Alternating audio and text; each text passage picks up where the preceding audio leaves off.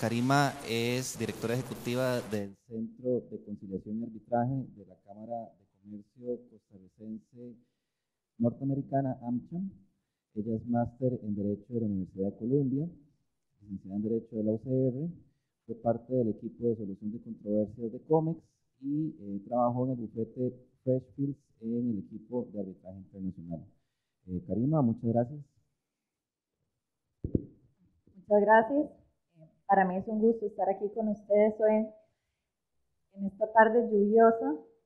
Yo les voy a hablar un poco de arbitraje en general y en específico arbitraje internacional. Pero para esto tenemos, no sé si está muy duro, ¿no? Para eso primero tenemos que tener un poco el contexto de arbitraje en nuestro país. Entonces, ¿cuántos de ustedes saben qué es arbitraje? Porque muchas veces cuando yo digo arbitraje, me hablan de fútbol o de algo por el estilo y esto no es ese tipo de arbitraje. Aquí estamos hablando de arbitraje en la esfera del derecho. Entonces, aquí estamos hablando de un proceso no judicial. Esto quiere decir que es un proceso que se sale del Poder Judicial y entra a la vida privada de las personas. Es el ámbito privado de la vida de las personas. Un proceso voluntario, esto es muy importante ya que la base del arbitraje es la voluntad de las personas. Es decir, a nadie obliga a someterse a un arbitraje, sino que esto es algo que yo decido y luego ya estoy obligada, pero porque yo decidí. Solo atañe a controversias de índole patrimonial. Es una controversia que se resuelve por un tribunal. Eso quiere decir que los árbitros que conforman el tribunal son, como decir, los jueces del arbitraje. Además, el acuerdo a someter la disputa a un arbitraje se da por escrito. Eso es muy importante porque es lo que pone en evidencia mi voluntad y solo es sobre derechos disponibles. Además, tiene que ser materia que es posible de excluir de la jurisdicción de los tribunales comunes. Todo esto se da por ley. Ahora, la razón por la que el arbitraje es interesante es porque a partir de este proceso sale una decisión. ¿Qué llamamos laudo arbitral? Esto es como decir la sentencia judicial. Este laudo arbitral es obligatorio para las partes que se sometieron. Entonces, ¿cómo llego yo a un arbitraje? Lo más importante a tomar en cuenta es la cláusula arbitral, que es lo que me permite a mí y me obliga a ir directamente a la vía arbitral. Entonces, un ejemplo. Yo le voy a vender mi carro a Juan. Y entonces firmamos un contrato y en ese contrato incluimos una cláusula que dice que cualquier diferencia, cualquier conflicto de esa compraventa se va a resolver mediante un arbitraje. Esto lo que hace es que ya desde ese momento estamos pensando en el futuro de una controversia y entonces en el momento en que hay un problema, Juan me deja de pagar y ya yo entonces tengo que entablar una demanda. Por esa cláusula yo puedo ir a arbitraje y no tengo que ir a los juzgados ordinarios. Aquí les puse un ejemplo de cláusula, esta es la cláusula del SICA, que es el centro de donde yo vengo, y como pueden ver es una cláusula bastante general que hace referencia al centro al que se iría y al reglamento que se utilizaría para el proceso. Se las pongo aquí ejemplo y luego vamos a ir viendo poco a poco los elementos de estas cláusulas. Un poco sobre el marco legal en nuestro país de arbitraje. Nuestra constitución política dice que toda persona tiene derecho a terminar sus diferencias patrimoniales por medio de árbitros. Esto quiere decir que el arbitraje tiene rango constitucional en nuestro país, que es muy importante. Y luego tenemos dos leyes que regulan el arbitraje. Una, el arbitraje doméstico o nacional, que es la ley BRAC, y la otra ley, que es la 8937, que es la que regula el arbitraje internacional. Como ven, la ley BRAC es de los 90, entonces ya es una ley un poco más vieja, y la ley 8937 es del 2011, es una ley más nueva, es la que permitió que en nuestro país se llevaran a cabo arbitrajes internacionales. Es muy interesante porque esta ley es basada en la ley modelo de la CENUDNI. Esta es una ley modelo que se ha adoptado en muchos países y es la ley de arbitraje internacional de muchos otros países. Entonces, lo bueno es que una persona de afuera, cuando ve esta ley, la reconoce, entiende, conoce las disposiciones, porque es la misma que existe en otros países. Esto es lo que da seguridad jurídica. Esta ley también es muy general para que las partes puedan adecuar el proceso a su propia controversia, a su propio caso. Es mucho más general que la ley BRAC. La ley BRAC sí tiene un proceso más específico, tiene disposiciones sobre el idioma, el español, sobre cosas más que tienen que ver con Costa Rica. Ahora, bueno, aquí les copié este artículo, se ve horrible, pero la idea es que vieran el ámbito de aplicación de la ley 8937. Esto lo que nos dice es cuándo es un arbitraje internacional, porque es muy importante distinguir cuándo es nacional y cuándo es internacional, porque dependiendo de eso es que vamos a utilizar una ley u otra.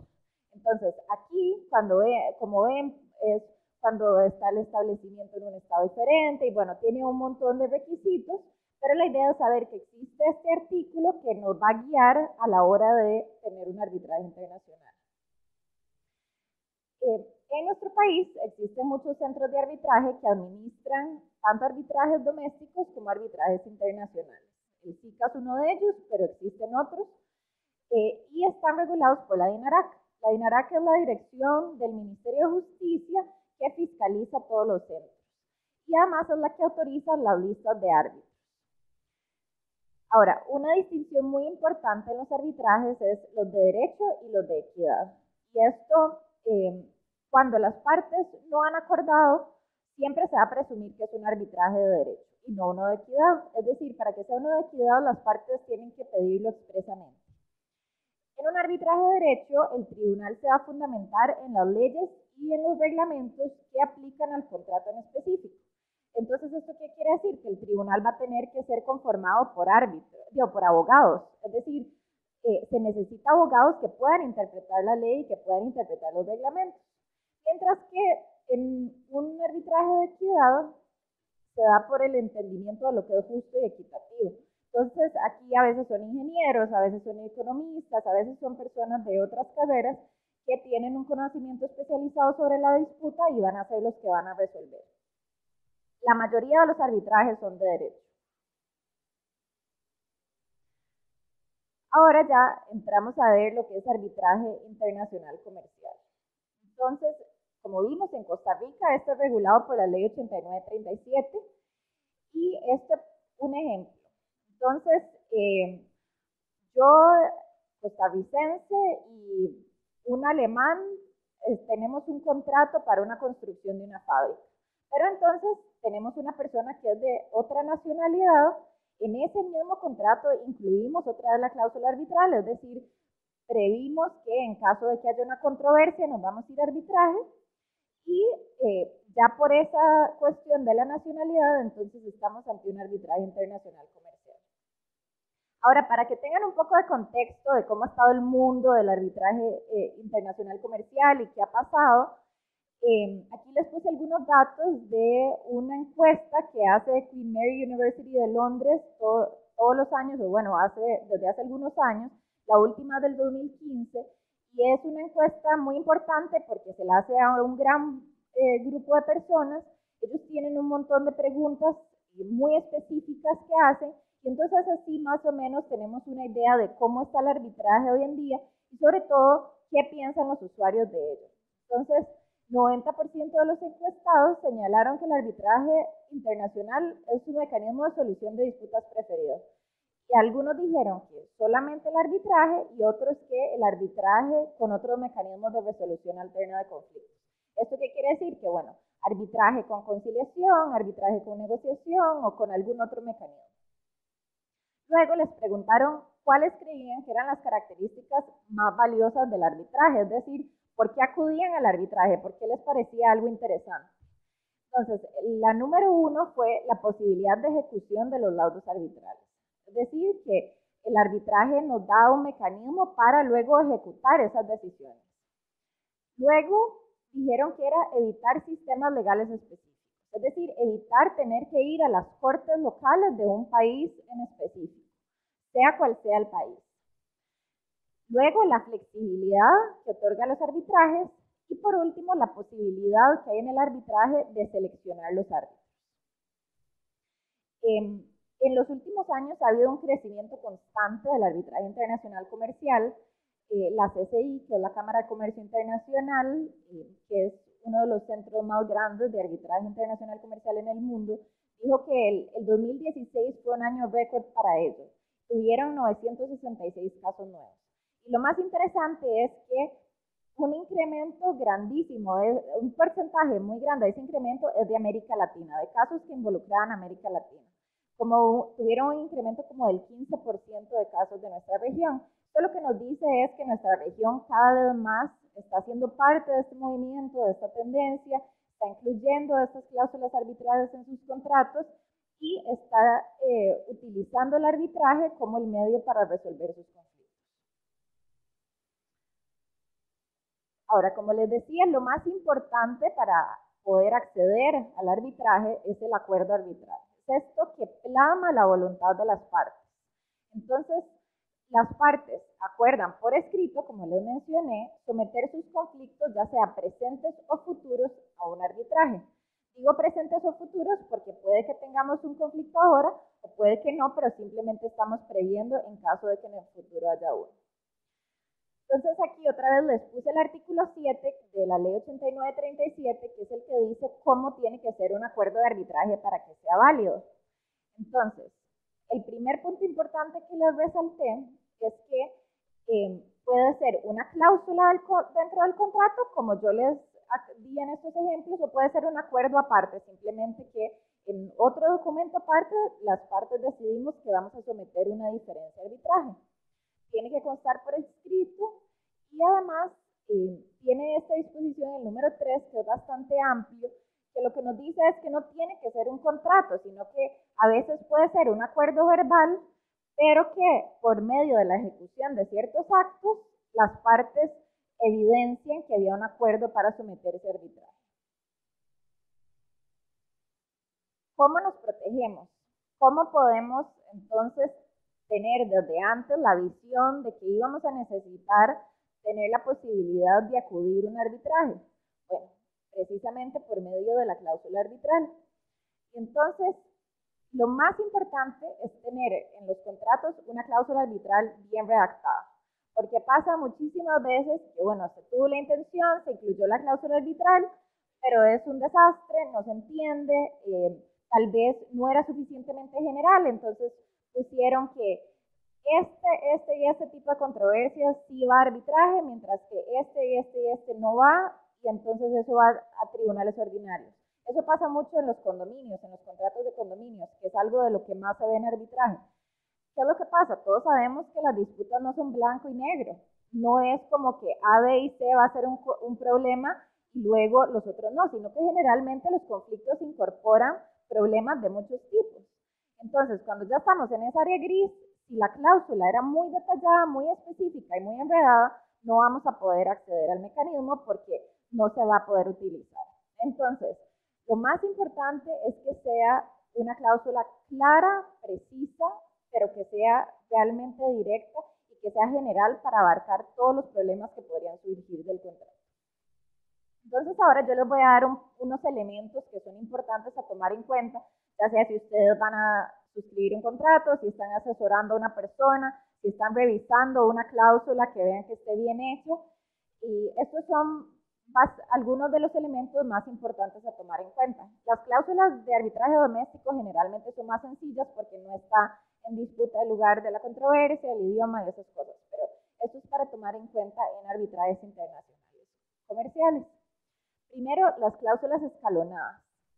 Estas son las que exigen un procedimiento previo, como la conciliación o la mediación, antes de poder someter la disputa a un tribunal arbitral. Esto es muy positivo, y bueno, yo aquí les puse otra para que vean de ejemplo, que lo que hace es que dice, bueno, existe una controversia, primero vayan a conversarlo, sométalo a una conciliación, y luego, si después de 1, 2, 3 sesiones de conciliación no pudieran llegar a un acuerdo, entonces ya pueden ir a un arbitraje. Casi siempre estas cláusulas lo que dicen es cuántas sesiones de conciliación tienen que agotarse antes de ya poder someter a un tribunal arbitral. Aquí hago un paréntesis para hablarles de la conciliación en caso de que no sepan cómo funciona, porque muchas veces se usan indistintamente y no son lo mismo. La conciliación y la mediación en Costa Rica, eso sí, se usa indistintamente. Nuestra legislación no diferencia entre uno u otro, simplemente llama a la conciliación cuando estamos hablando en el ámbito judicial, pero en la doctrina lo que se dice nada más es que la conciliación, el conciliador está más activo y en la mediación el mediador es un tercero más pasivo. Pero aquí usémoslo indistintamente. Estos también son mecanismos voluntarios. Esto es muy importante. Nadie va a obligar a nadie a venir a una conciliación. Es decir, las dos partes se tienen que querer venir a sentar. Y va a haber un tercero imparcial, que es el conciliador. Pero ¿qué es la diferencia más grande con el arbitraje? Que este tercero imparcial no va a tomar una decisión. Este tercero imparcial no va a ser el que les va a imponer una decisión a las partes, sino que este tercero los va a ayudar a conversar y las partes por sí mismas van a llegar a un acuerdo. Si llegan a un acuerdo, este acuerdo es vinculante. Entonces, por eso este mecanismo es muy bueno. Si no llegan a un acuerdo, no pasa nada. O sea, si hay una cláusula escalonada, entonces continúan al arbitraje. Pero tiene que ser una decisión consensuada de las partes y este tercero no va a influir en esa decisión. Ahora, otro elemento importante a tomar en cuenta para las cláusulas es la referencia a las disputas existentes y futuras. Como les decía, tienen que ser cláusulas en términos generales. Y aquí les pongo este ejemplo de un lenguaje que se puede incluir. Lo importante es que sea lo más amplio posible para que no excluyamos unas controversias u otras cuando ya surgen. Otro elemento importante hace referencia a las reglas que van a regir el arbitraje, y esto posiblemente es de lo más importante. Aquí tenemos que tomar en cuenta que hay una distinción importante en un arbitraje institucional y un arbitraje ad hoc. El arbitraje ad hoc es cuando no tenemos un centro que administre la controversia. Entonces, las partes simplemente hacen referencia a unas reglas de procedimiento que van a regir el arbitraje, pero no dicen cuál va a ser el ente administrador porque no quieren un ente administrador. Mientras que en un arbitraje institucional existe alguien, ya sea el SICA, ya sea la CCI, ya sea, no sé, la Cámara de Comercio de Estocolmo, cualquier centro va a ser el que va a administrar la disputa. Y además se hace referencia al reglamento que va a regir. Ahora, lo más normal es que si yo escojo el SICA, también escojo el reglamento del SICA para que regule el procedimiento. Pero también se puede que, si no sé, a mí me gusta más las reglas CCI porque he tenido un montón de casos CCI y estoy acostumbrado, pero quiero que sea el SICA el que administre mi controversia, yo en la cláusula puedo escoger las reglas de otro centro, pero que este centro en específico sea el que regule, el que administre la controversia. Claro, eso sí el centro lo admite, ¿verdad? Entonces, es importante cuando uno está redactando la cláusula pensar qué es lo mejor para el cliente o qué es lo mejor para mí y utilizar institucional o ad hoc dependiendo de eso. Ahora, ¿cuáles son las ventajas y las desventajas? Primero, el orden. Cuando hay un centro administrador, son procesos mucho más organizados, mucho más ordenados, porque este centro administrador hace todo lo administrativo, ya sea notificar a las partes, preparar audiencias preliminares, recibir escritos, custodiar el expediente, sacar fotocopias, todas esas cosas que parecen aburridas y parecen que no tienen importancia, pero que al final del día son muy importantes en un arbitraje para mantener el orden y la confidencialidad. También cuando las partes quieren que el centro seleccione los árbitros, si tenemos un arbitraje institucional, bueno, muy bien, este centro es el que va a nombrar los árbitros. Pero si no, entonces ahí ya hay que recurrir a la ley de fondo para ver cómo funciona, es más complicado. También la razón por la que la gente no escogería institucional es generalmente por un tema de costos, porque lo que piensan es, bueno, me voy a ahorrar los gastos administrativos que supone que supone el tener un centro, ¿verdad? Pero al final de cuentas, toda esta labor la tienen que asumir las partes o los centros. Entonces, generalmente van a ver que la mayoría de los arbitrajes son institucionales. Referencia al lugar del arbitraje o a la sede. Esto es sumamente importante en arbitraje internacional comercial. Hay 3 razones de peso de por qué tenemos que pensar muy bien cuál va a ser la sede que vamos a escoger. Primero, porque esto determina el lugar donde el laudo fue emitido o publicado. Y esto tiene consecuencias importantes para los propósitos de la Convención de Nueva York. Ahora les voy a explicar qué es la Convención de Nueva York. Espérense un momentito, pero es muy importante tomar esto en cuenta. Luego, porque el arbitraje va a ser sujeto a las leyes procesales y a las leyes sobre arbitraje de la jurisdicción del lugar del arbitraje. Entonces, si escogemos, por ejemplo, San José como la sede, como el lugar, las leyes costarricenses van a ser las que van a regir el procedimiento y lo que tiene que ver con el arbitraje. Y por último, porque las cortes de esa jurisdicción van a tener funciones de supervisión y de apoyo en relación con el arbitraje en específico. Entonces es muy importante saber las leyes de ese lugar y conocerlas cuando lo estamos escogiendo, ¿verdad? No vamos a escoger, no sé, Londres, y si no sabemos nada de Londres ni de qué es lo que regiría ese arbitraje.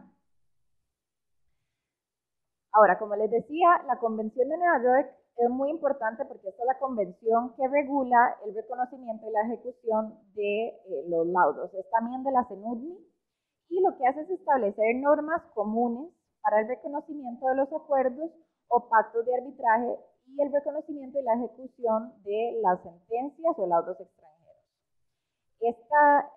La convención ha sido muy exitosa, es decir, hay más de 150 estados parte. Esto quiere decir que en general la comunidad internacional la ha cogido y ha funcionado y tiene 2 objetivos principales. Primero, que los laudos extranjeros sean objeto de discriminación.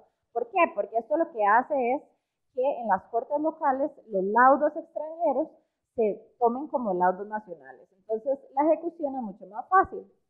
Y el segundo punto es, se exige que a los tribunales de los estados parte no se nieguen a admitir demandas en las que el demandante está actuando en violación de un acuerdo, de remitir a la cuestión a un arbitraje. Entonces es muy importante tomar en cuenta si el país del que estamos hablando es miembro de la Convención de Nueva York. Entonces, como les decía, ¿qué es lo que hay que tomar en cuenta cuando estamos pensando en la sede o el lugar? Bueno, es el país miembro de la Convención de Nueva York para que sea fácil ejecutar los laudos.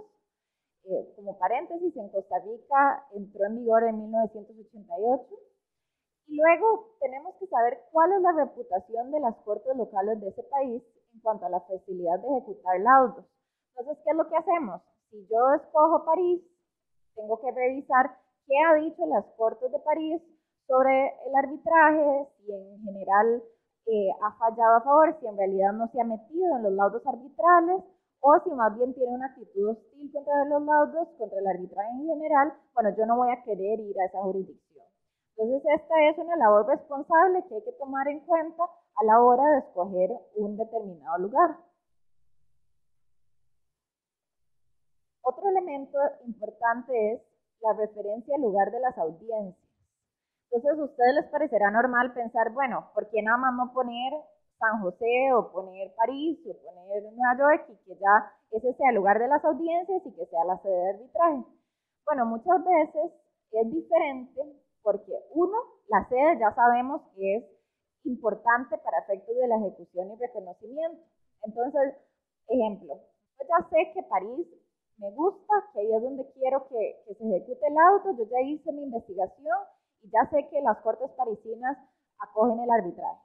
Pero puede que mi controversia sea un empresario costarricense y un empresario estadounidense y París nos queda muy lejos, es muy costoso viajar a París, toma muchísimo más tiempo. Entonces escogemos que el lugar de las audiencias sea México.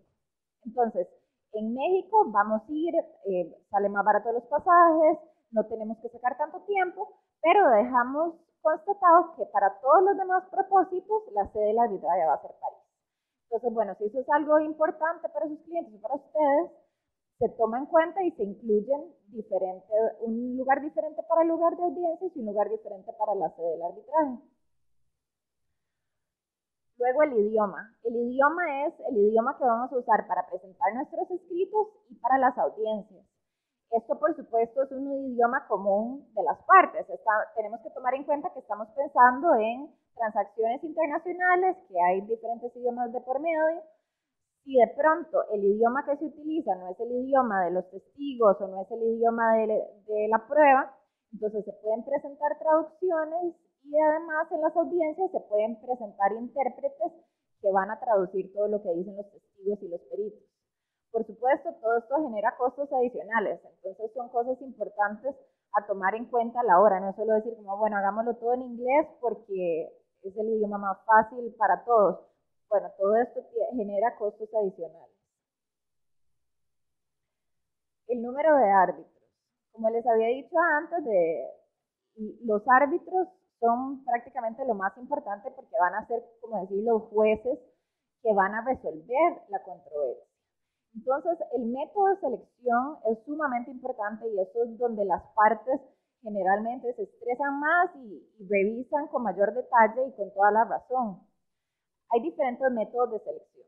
Primero, el acuerdo de partes. Como sabemos, en arbitraje siempre lo que impera es la voluntad de las partes. Entonces, si las partes se pusieron de acuerdo de cómo querían seleccionar los árbitros, buenísimo. Eso es lo que se utiliza. Si no escogieron y se hace referencia a un reglamento, entonces los reglamentos aplicables generalmente tienen el procedimiento de selección. Entonces puede ser que si es un arbitraje institucional, el centro nombra a los árbitros, o puede ser que cada parte nombre a uno y luego esos dos árbitros nombran al presidente, o puede ser que cada parte nombre a uno y luego se ponen de acuerdo las partes con el presidente o el centro nombra al presidente. Siempre el número de árbitros es impar. Generalmente es 1 o 3 árbitros. Para los casos de baja cuantía, generalmente se usa un árbitro para bajar costos, ¿verdad? Pero en los arbitrajes más complejos, lo recomendable es tener 3 para que, 3 personas conversen sobre el tema y para que sea más sólida la decisión. Luego es importante hacer referencia a la ley sustantiva del acuerdo. Eso simplemente lo que quiere decir es que esta es la ley que va a gobernar el fondo de la disputa, es decir, los árbitros van a resolver con base en esta ley. Ahora, ¿por qué estamos hablando de arbitraje? ¿Por qué es interesante hablar de arbitraje? ¿Por qué hay partes que quieren someter sus disputas a un mecanismo de estos? Creo que es importante hablar de sus ventajas y de por qué han decidido llevar a cabo o someter su disputa a estos mecanismos. Primero, por la flexibilidad. Yo creo que esta es la característica más bonita del arbitraje y la razón por la que yo creo en el mecanismo. Y es porque si alguno de ustedes ha sido parte de un litigio aquí en tribunales ordinarios, pueden saber que es muy poco flexible. Todo realmente las cosas no se adaptan a las partes, sino que todo está establecido, mientras que la idea del arbitraje es que las partes acomoden el procedimiento a lo que ellas les sirve y lo que ellos quieren. Esto no solo es bueno porque el procedimiento se acomoda a las partes, sino que también las obliga a hablar. Las obliga a hablar porque las obliga a ponerse de acuerdo sobre cosas de procedimiento. Entonces esto es muy bueno porque las partes se acercan de una manera que no lo hacen normalmente cuando están llevando un litigio. Luego el profesionalismo. Los árbitros se escogen para cada caso, es decir, no es como que hay árbitros permanentemente sentados como los jueces esperando que les lleguen los casos, sino que cada vez que hay un caso nuevo, se constituye el tribunal para ese caso en específico. Entonces, ¿qué es lo que pasa? Que si el caso es sobre banca, se buscan entonces profesionales que tengan experiencia en banca. Si el caso es sobre seguros, se buscan profesionales en seguros y así. Entonces la idea es que no solo sean abogados, sino que sean personas que tengan un conocimiento de fondo más específico y más detallado. Luego el tema de la confidencialidad. Creo que esto para muchas empresas es muy importante. Todos sabemos que, ¿verdad?, los secretos y la información que puede manejar una empresa es muy importante y aquí las partes son las únicas que tienen acceso al expediente. Entonces eso es un gran incentivo para las compañías. Luego, los laudos tienen fuerza vinculante, son definitivos y son inapelables. ¿Qué significa eso? Una vez que hay una decisión, esta decisión es vinculante y las partes tienen que obedecer esta decisión. Además, no hay apelación, no es como también cuando usted tiene una decisión de primera instancia y se apela a segunda instancia y luego a casación, no, eso no pasa en el arbitraje. En el arbitraje, una vez que este tribunal emite su decisión, el único recurso que tiene, bueno, y según la ley 8937, un laudo, es el de nulidad. Y es, en Costa Rica, este se presenta ante la Sala Primera de la Corte Suprema de Justicia. Y lo importante es que el recurso de nulidad no es abierto, o sea, el recurso de nulidad es por causales específicas. Entonces no es como que se va a volver a revisar todo en casación, sino que simplemente hay causales específicas que son las que se van a ver. Esto lo que hace es que, por supuesto, sea mucho más rápido. Y eso me lleva al siguiente punto. Son procesos mucho más rápidos. Por ejemplo, les digo, el reglamento del SICA dice que un arbitraje tiene que ser máximo de 165 días hábiles. Y además, por supuesto, es más rápido si solo tenemos una única instancia. Esto además lleva al siguiente punto, que es economía. Si un proceso lleva menos tiempo, entonces tengo que invertir menos en abogados, menos en prueba, menos, ¿verdad? Todo lo que conlleva un juicio engorroso. Además, la relación comercial sufre menos. ¿Por qué? Todos sabemos que si yo tengo relaciones comerciales con una persona, esa relación va a continuar, ¿verdad? No quiere decir que solo porque nos peleamos por un aspecto específico ya se va a romper. Entonces, la idea de un arbitraje es que sea lo más armonioso posible para que continúe eso, que sea amigable para las partes. Y además, bueno, nadie quiere estar metido en un proceso indefinidamente o por mucho tiempo, entonces también esto es una ventaja. Ahora les voy a hablar un poco de manera general sobre el arbitraje internacional de inversión. Este es muy diferente al arbitraje comercial, eso también son mitos, estoy segura que ustedes han oído sobre crucitas, sobre el arbitraje de baula, sobre todo eso. Eso es arbitraje de inversión, no es arbitraje comercial. Entonces, ¿cuál es la diferencia principal entre el arbitraje de inversión y el arbitraje comercial? Bueno, el arbitraje de inversión involucra estados, es decir, involucra países y también involucra violaciones a ciertos estándares de protección que están contenidos en tratados, en leyes. Es decir, no es una disputa como lo vemos puramente comercial. ¿Cómo llegó a existir este mecanismo? Existía antes lo que se llamaba protección diplomática.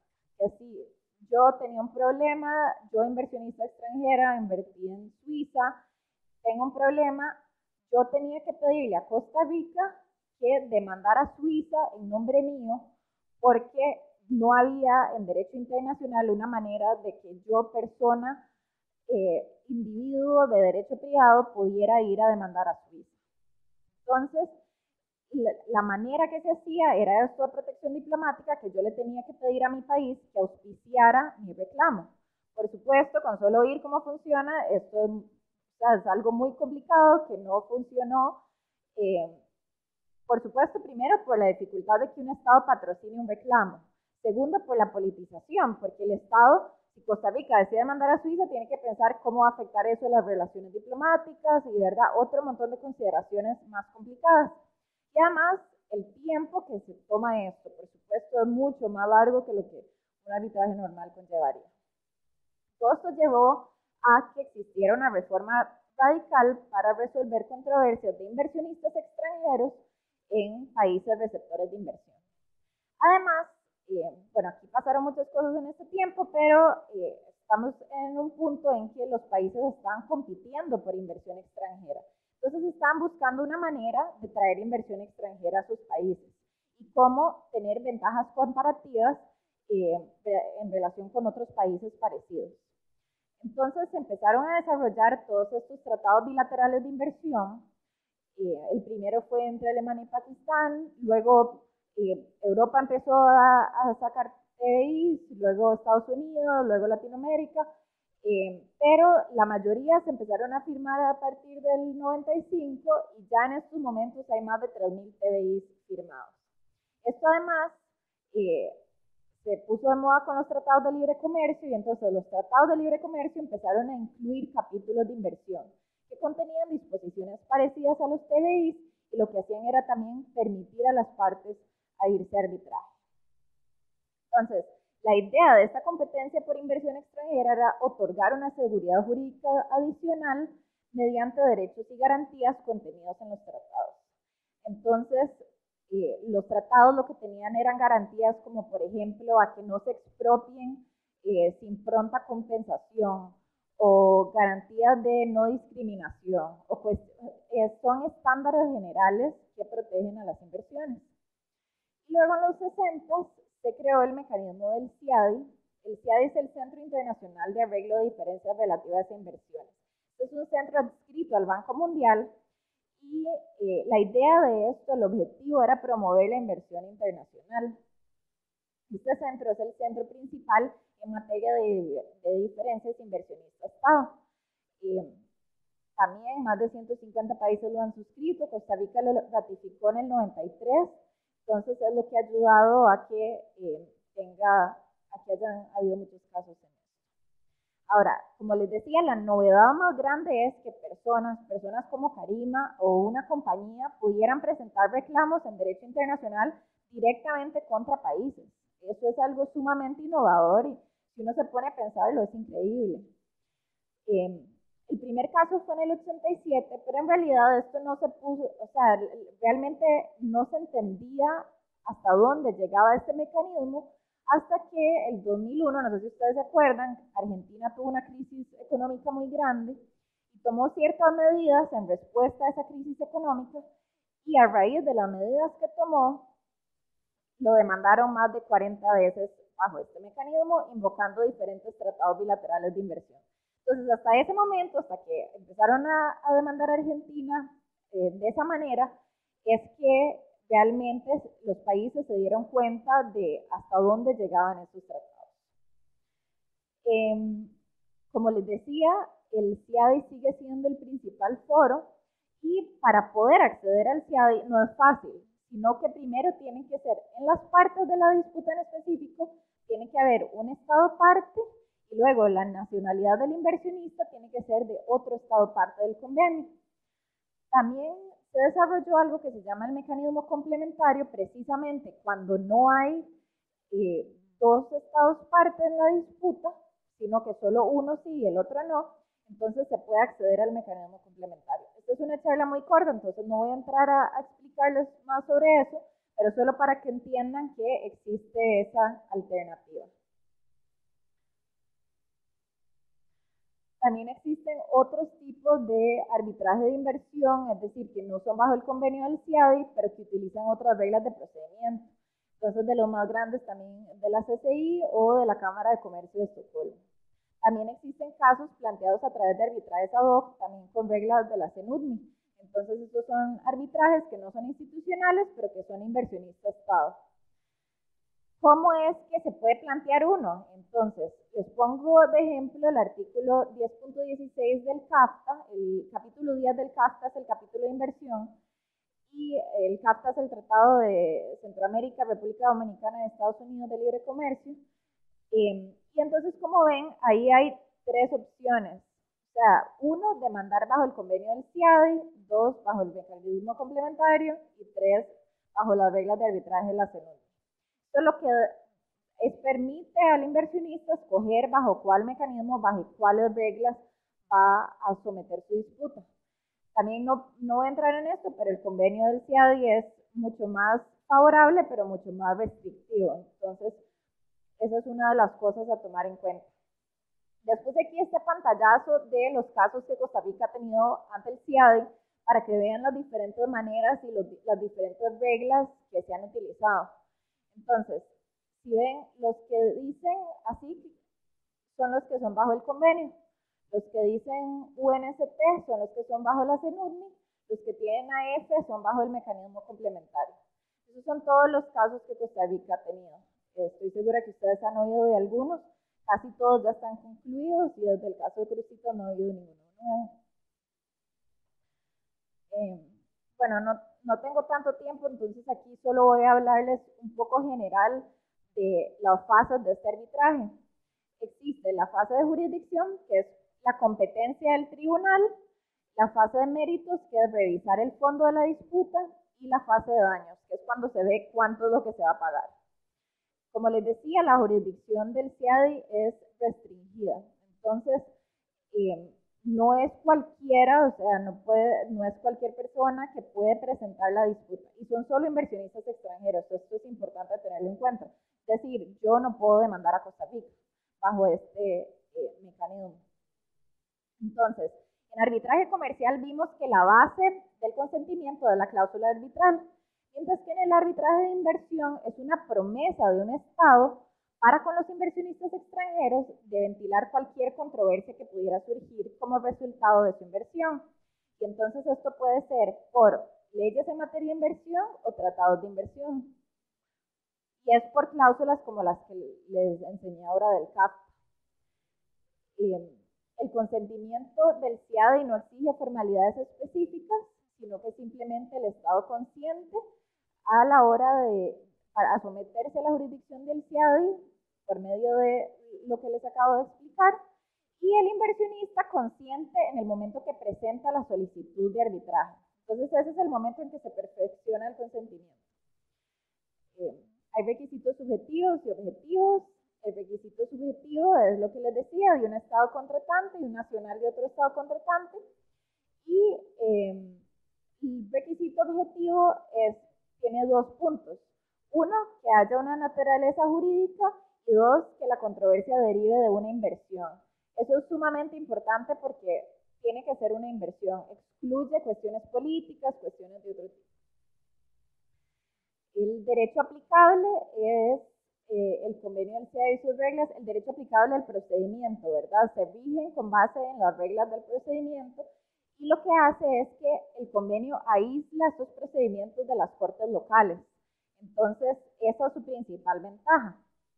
Luego, en cuanto al derecho aplicable al fondo, como les dije, autonomía de la voluntad, otra vez, el acuerdo de partes. Si las partes no acuerdan, entonces es la ley del Estado contratante involucrado en la controversia. Es decir, si están demandando a Costa Rica, es la ley de Costa Rica el derecho aplicable al fondo. Y en cuanto a recursos contra laudo, también son muy pocos.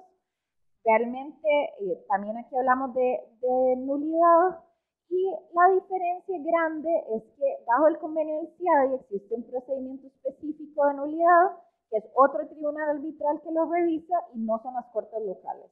Entonces, por eso es un régimen específico y más conveniente que el que se usa en arbitraje internacional comercial. También son circunstancias excepcionales. Podemos pensar también que si se hace un tribunal específico para revisar la nulidad, y son árbitros también los que lo van a revisar, a los árbitros no les gusta anular lo que hicieron sus colegas. Entonces, la nulidad no es algo que se otorga fácilmente. Esto es igual lo que les explicaba de la facilidad de ejecución. El convenio del CIADI es autocontenido, entonces por eso es que es un sistema tan innovador y tan diferente. No es como lo otro que les comentaba, que un recurso de nulidad, por ejemplo, se trae aquí a la sala primera. Eso no pasa en el convenio del CIADI. Entonces es un sistema muy diferente a lo que se ve en la Convención de Nueva York. Y hay algo que siempre me preguntan, y es que los países de verdad cumplen con un laudo CIADI. Es decir, cuando vemos que Venezuela ha sido demandado tantas veces, Argentina, no sé, hay muchos países, bueno, ahora España, y realmente la respuesta a esto es que el CIADI es adscrito al Banco Mundial. Sabemos que el Banco Mundial da préstamos. Entonces, realmente esa vinculación con el Banco Mundial es la que hace que sea más, que las partes quieran, ¿verdad?, cumplir. En el caso de Argentina, por ejemplo, que tuvo tantos fallos en contra, lo que ha hecho es tener arreglos de pago y emisión de bonos y cosas así, y por medio de eso ha ido pagando. El procedimiento en arbitraje comercial, tanto como arbitraje de inversión, es muy parecido y es muy sencillo, y eso es lo más bonito, es fácil de entender. Realmente empieza con la solicitud de arbitraje. No voy a entrar a ver las particularidades en arbitraje de inversión, que a veces los tratados exigen avisos de intención y esas cosas, pero bueno, hay una solicitud de arbitraje, se constituye el tribunal arbitral. A veces hay audiencias preliminares que se ven cuestiones de logística o de cómo se va a llevar a cabo el proceso, cuestiones de cómo se va a llevar la prueba, cuándo se van a presentar los escritos. En arbitraje comercial hay lo que se llama acta de emisión. Luego se da el intercambio de escritos. En arbitraje comercial generalmente solo se da la demanda y la contestación. Y en el arbitraje de inversión, que son casos muy complejos, muy grandes, se da una demanda, una contestación, una réplica y una dúplica. Luego vamos a la audiencia de prueba. La audiencia es la parte más interesante y la parte más intensa de estos casos, porque ahí es donde se van a recibir los testigos y los peritos. A los testigos y a los peritos se contrainterrogan, entonces se preparan. Eso es algo también diferente a la manera en que aquí llevamos a caso procesos locales. En arbitraje internacional a los testigos se preparan, es decir, obviamente no se les dice qué decir, pero sí hay como una preparación anterior para que sepan a lo que van y cómo funciona. Y luego hay un periodo de conclusiones. Las conclusiones a veces pueden ser orales o pueden ser escritos, y escritos post audiencia. Una vez que termina todo esto, se emite el laudo. Ya sabemos que una vez que se emite el laudo puede ser sujeto a nulidad, pero eso solo si se presenta un recurso de nulidad. Para terminar, quería hablarles un poco del futuro de ambos mecanismos, porque como todo en derecho, son mecanismos que son controversiales. Hay gente que le encantan, hay personas que están completamente en contra. Particularmente el arbitraje de inversión. El arbitraje de inversión está sufriendo una transformación porque se están negociando tratados a nivel internacional muy grandes, como Canadá con Unión Europea, o también el TPP, todas estas cosas que me imagino que ustedes han leído en los periódicos. Las disposiciones de los capítulos de inversión están cambiando mucho. Hay posiciones como la posición de la Unión Europea, que ellos quieren que exista un tribunal de apelación. Entonces, como los laudos son diferentes, porque cada tribunal emite decisiones diferentes, porque cada tribunal es específico para un caso, hay posiciones que dicen, bueno, no, tengamos un tribunal de apelación que exista, que esté permanente y que escuche todos los laudos para que haya uniformidad en las decisiones. También las reglas del CIADI en estos momentos se están modificando, y también se han visto involucrados otros métodos para aumentar la transparencia en estos casos. Entonces, por ejemplo, el CAFCA obliga a que todas las audiencias de inversionista-Estado se publiquen en Internet. Entonces, si hay un caso, ustedes lo pueden ver en Internet. También las partes no contendientes. Estas son figuras de terceros que son no contendientes, como lo dice el nombre, es decir, no están involucrados en el proceso, pero que el tribunal los admite para que traigan elementos adicionales a la disputa. Entonces, eso puede ser APREFLOFAS, que ustedes han oído en el caso de Cruzitas, que es una organización ambientalista, y hay otros casos que han tenido otro tipo de organizaciones, y lo que trae es información adicional para que el tribunal escuche otras posiciones. Eso por un lado.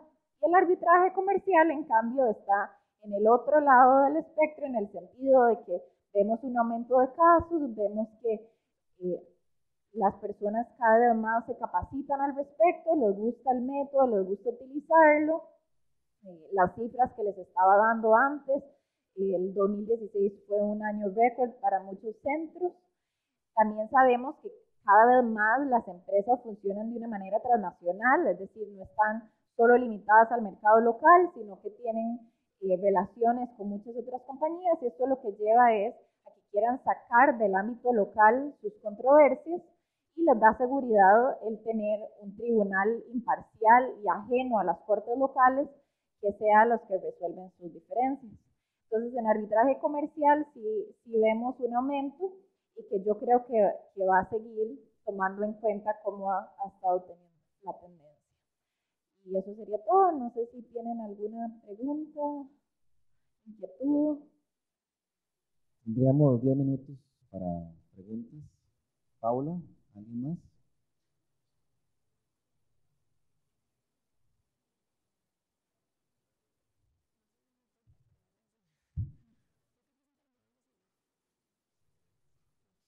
ok, yo tengo una pregunta, yo no sé si es muy tonta, pero igual la voy a hacer, para irme con la duda. Cuando se introduce, digamos, incluye la cláusula arbitral, eso implica automáticamente una renuncia a la jurisdicción ordinaria. O sea, después de que ya yo hice la cláusula, ya yo no puedo decir como yo no quiero arbitraje. Sí. O sea, ya me metí en arbitraje. Sí, bueno, por supuesto siempre se da la voluntad de las partes, pero ¿qué es lo que pasa? Incluimos la cláusula, existe un conflicto y si usted ya no quiere ir a arbitraje, entonces usted dice, bueno, voy a presentarlo a un juzgado ordinario. La otra parte puede poner la excepción de que existe la cláusula arbitral y entonces el juzgado tendría que no admitir esa controversia y usted tendría que llevar el arbitraje. Ahora, si ya de pronto está la controversia y usted se pone de acuerdo y dice, ¿sabe qué? Yo ya no quería ir a arbitraje, ¿le parece si lo vemos? Entonces, bueno, ustedes dos se pueden poner de acuerdo y luego ir a un juzgado ordinario. ¿Alguien más?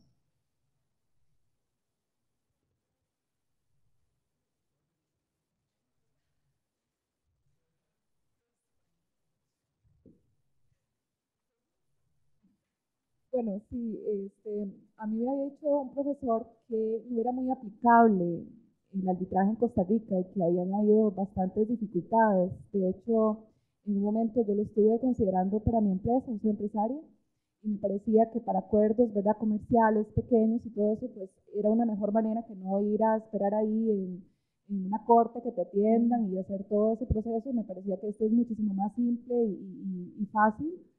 Y esto pues claramente me echó para atrás porque me dice, no, es que después no te van a valorar eso y te van a poder mandar a un proceso normal y reiniciar todo de nuevo. Entonces, bueno, quería saber cómo está realmente en Costa Rica y presente. Claro, no, esa es una muy buena pregunta.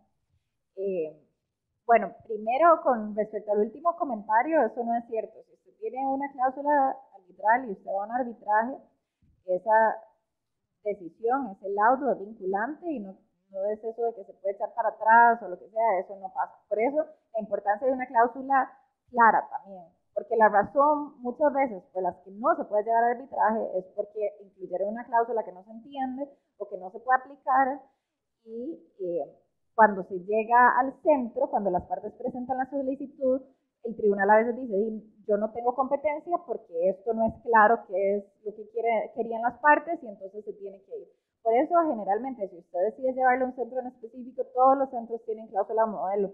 Y es mucho mejor utilizar la cláusula modelo de los centros, que ya se sabe que es una cláusula que funciona, que es clara y que de fijo le va a funcionar.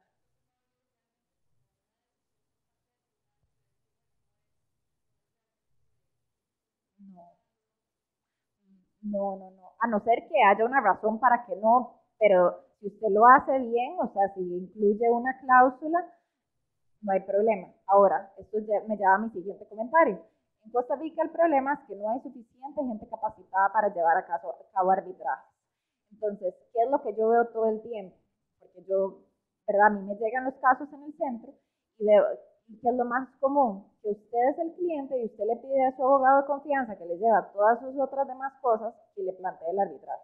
El abogado de confianza no sabe nada de arbitraje, entonces presenta un desastre que pierde, no porque usted no tenga razón, sino porque su abogado no sabe llevar un arbitraje. Entonces, por más que usted tuviera la razón y por más que usted hubiera incluido la cláusula bien, ese abogado no hizo las cosas bien. Entonces, ese yo creo que es el segundo problema más grande que tenemos. Por eso, de hecho, con Habla City todos estamos haciendo muchas cuestiones de capacitación, en el CICA también, para formar profesionales para subir el nivel. Realmente hay muy pocas personas especializadas en arbitraje en Costa Rica y que sepan llevar un arbitraje bien. Los que sí lo llevan bien es muy bonito y usted ve el proceso y el proceso fluye y realmente es sumamente interesante porque se mueve y realmente no está lleno de los formalismos que normalmente se ven, ¿verdad?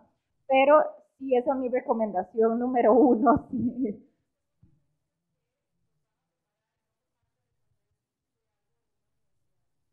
Nosotros tenemos un convenio con la BLACID y entonces hacemos una especialización en arbitraje y esa es una de las maneras. Y nosotros damos charlas constantemente para capacitar a profesionales, actualización profesional y ese tipo de cosas, precisamente porque nos interesa que el nivel de los profesionales mejore, ¿verdad? Que realmente, porque muchas veces, ¿qué es lo que yo me imagino que piensa el cliente?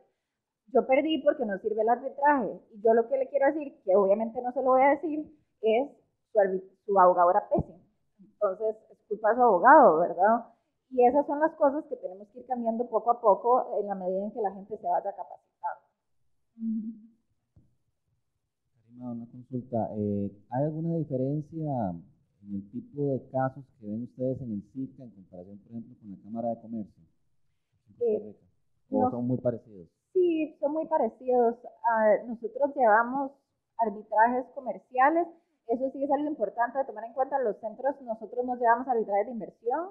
Los arbitrajes de inversión se llevan en esos centros grandes afuera de Costa Rica. Aquí no tenemos una ley que nos faculte.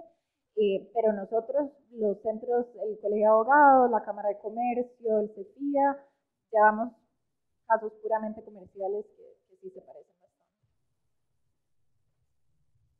Bueno, si no tienen más preguntas, un aplauso. Muchas gracias, Karima, por acompañarnos. Gracias.